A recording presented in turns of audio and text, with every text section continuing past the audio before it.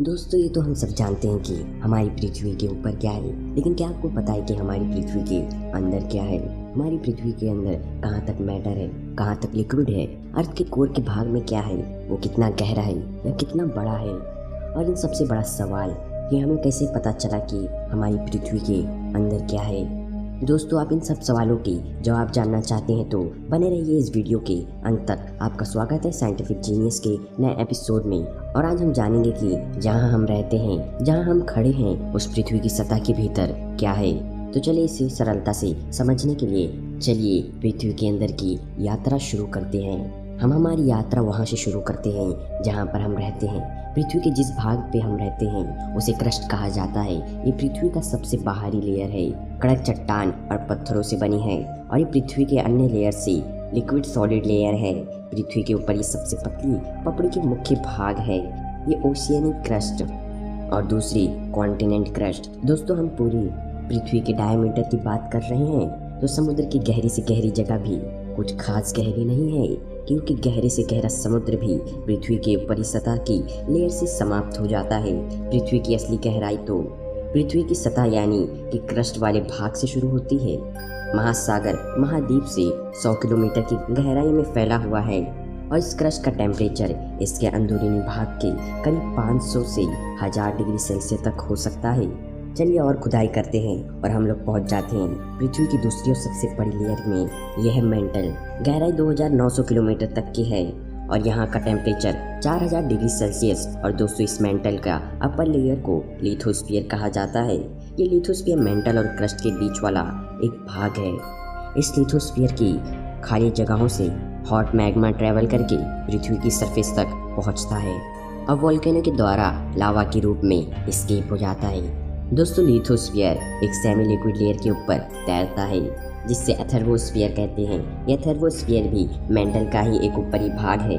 ये एस्थेनोस्फीयर पूरी की पूरी प्लास्टिक जैसी मटेरियल से बनी होती है और इसी के कारण कभी कभी ये सॉलिड लिथोस्फीयर अपने से कमजोर एस्थेनोस्फीयर के ऊपर मूव कर पाती है। तो चलिए दोस्तों, हम और खुदाई करते हैं और हम पहुंच जाते हैं हमारी अर्थ के कोर के भाग में। हमारी पृथ्वी का कोर का भाग और पृथ्वी का ये कोर भी 2 हिस्सों में बटा हुआ है, जिसके ऊपरी हिस्से को आउटर कोर और दूसरे हिस्से को इनर कोर कहा जाता है, या फिर ऊपरी हिस्से को लिक्विड कोर और अंदर हिस्से को सॉलिड कोर भी कहा जाता है। तो दोस्तों, कोर के पहले हिस्से की बात करें तो ये हिस्सा हमें पृथ्वी के भीतर 5100 किलोमीटर की गहराई की खुदाई के बाद मिलेगा और ये पूरा का पूरा हिस्सा आयरन से बना है। अब दोस्तों, आप ये सोचेंगे कि ये हिस्सा आयरन से बना है तो हम इसे लिक्विड कोर क्यों कहते हैं? तो दोस्तों, आपको बता दूं कि आउटर या लिक्विड कोर का टेम्परेचर 4500 डिग्री सेल्सियस रहता है और आयरन 1500 डिग्री सेल्सियस के टेम्परेचर पर पिघल जाता है। इसीलिए ये हिस्सा लिक्विड आयरन से बना है।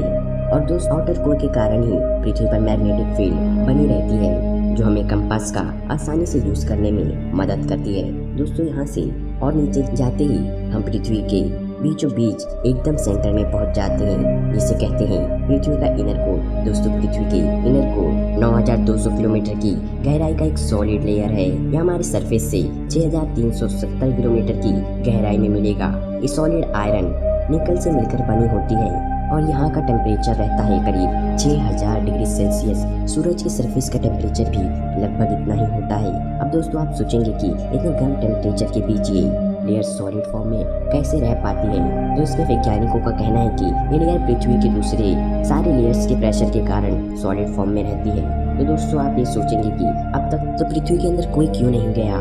तो पृथ्वी के अंदर इतना सब कुछ है, इतने किलोमीटर में है और इस फॉर्म में है, ये हमें कैसे पता चला? पृथ्वी के अंदर की बनावट की स्टडी करने के लिए और जो है डीप रॉक की स्टडी, मतलब पृथ्वी के डीप भाग में जो कोर रॉक्स होते हैं वो काफ़ी बार वोल्केनिक एक्टिविटीज़ के द्वारा बाहर आ जाते हैं और इन रॉक्स की स्टडी के द्वारा हमें पृथ्वी के अंदर की लेयर का पता चलता है। तो दोस्तों, आज के लिए बस इतना ही। आई होप ये वीडियो आपको ज़रूर पसंद